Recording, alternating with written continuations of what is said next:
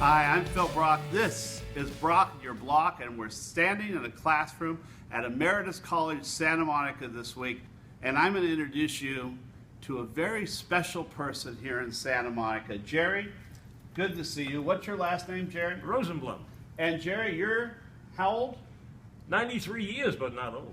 Oh, I like that. 93 years, and you live here in the city. Lived here since 1971. That's the year I graduated from high school. Uh-huh. Okay. So we probably ran into each other several times over the years. Wouldn't be surprised. Now, I've seen you at municipal meetings, about Correct. the city. And I'm always impressed that you're there and you seem really concerned about the place you live. You put it very well, because I am a concerned citizen. I'd like to see things happening in Santa Monica that I think should be happening, see?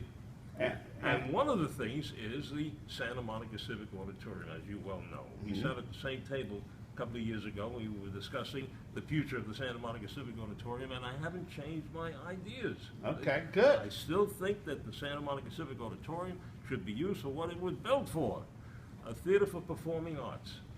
And I know that you walked up to me one day and you said, Phil, I think we should have a talent show for senior citizens in this city. You got a good memory. And you know, I went to city staff and everyone sort of went, eh.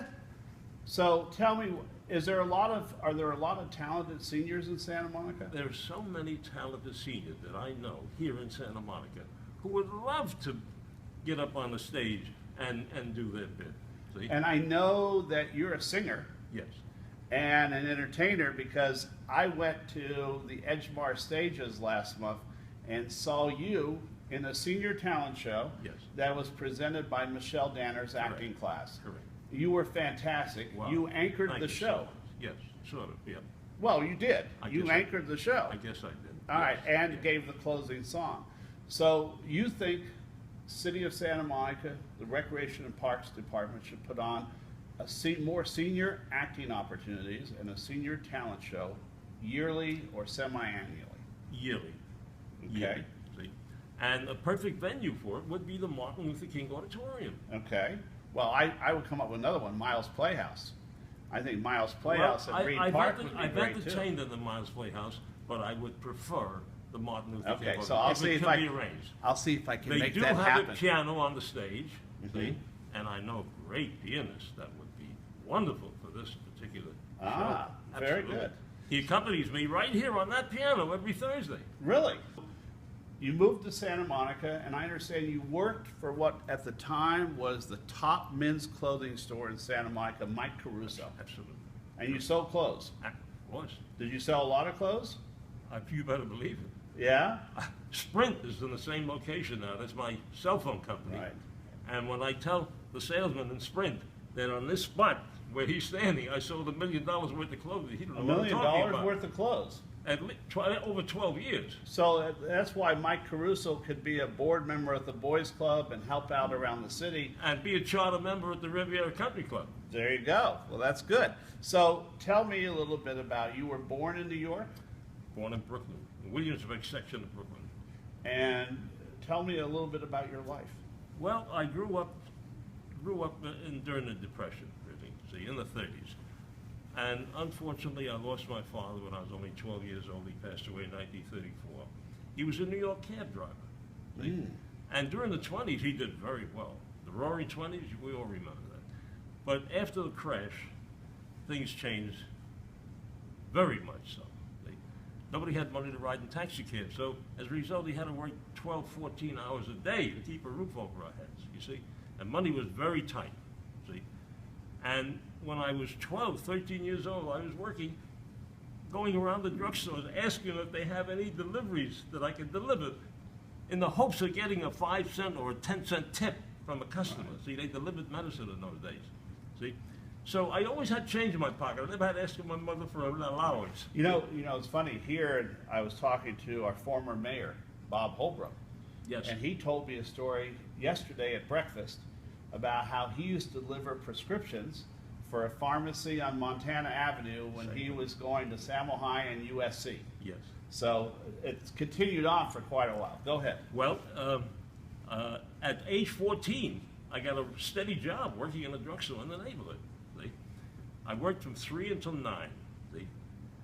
6 days a week, $1 a day. Wow. I made $6 a week. Yeah. I swept the floor, I mopped the floor. So that helped your family I stocked a lot. the shelves. $6 was a lot of money in those Right. days. So you could do something with $6. So I grew up during the Depression appreciating the value of a dollar. See? And I developed a work ethic at a very young age. Right. See? So I was never lazy. The boss never had to tell me what to do. I always knew in advance what to do, see? And he knew that when I was out there, see, the store was being taken care of. But I got something interesting and funny to tell you, see? Okay. Just a little humor. The first day on the job, see, the owner said to me, now this is the register. You ring the register and you give change and so on and Yeah. so forth, see? And he says, gradually you'll get familiar with the stock, see? And another duty you'll have is when incoming merchandise comes in, you have to mark the selling price and the cost and so on. In those days, they didn't put price tags on each item, see? Well, anyway, he says, I'll be in the back filling prescriptions. If you run into a problem, call me out. The first person that comes into the store, man, about 10 o'clock in the morning, he said, kid, give me 3 rubber bands. There was a box of rubber bands on the register, see? So I gave him 3 rubber bands. I was 14 years old. I was a very naive kid, Right. see? That's not what he wanted. He said, will you get the pharmacist out here, please? Pharmacist came out, he overheard the conversation, and went down under the register and pulled out a drawer and said, this is where we keep the rubber goods. So you worked in the clothing business for how many years total? Well, I 12 started years in Santa Monica. 52 years. 52 years you sold I'm men's sorry, 54 years. 54 54 years years, yes. in men's clothing. In men's clothing and managing stores for 44 of those 54 years. That's fantastic. Yes.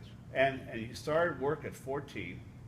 And what do you owe? I know everyone asks you this. What do you owe your longevity to? Well, What is it I that think you I have do? my What's the mother's secret? genes. I think I have my mother's genes. She lived to be Yes. 102 years old. People have asked me, what is the best time of your life? See, I tell them right now, right now. Right. I think that's so important. It's also, I think, so important for all of us to look at the people who are older than us and respect them. Because a lot of times in our society, as people get older, you know, the new generation goes, we can discard them because their ideas are outdated. Well, that's not always true. Most of the time, that wisdom that you get by living 93 years is so incredibly important. And if you can transfer that to other generations, And I do try to do and well, that's why you stop and talk to me. Yes. Because you try and help me Yes. get some wisdom, and I love that. For Brock and Your Block, I'm Phil Brock. We're going to listen to Jerry sing. Regrets, I've had a few, but then again, too few to mention.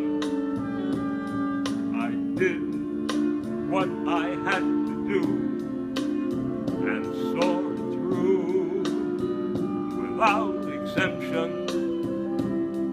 I planned each charted course, each careful step along the byway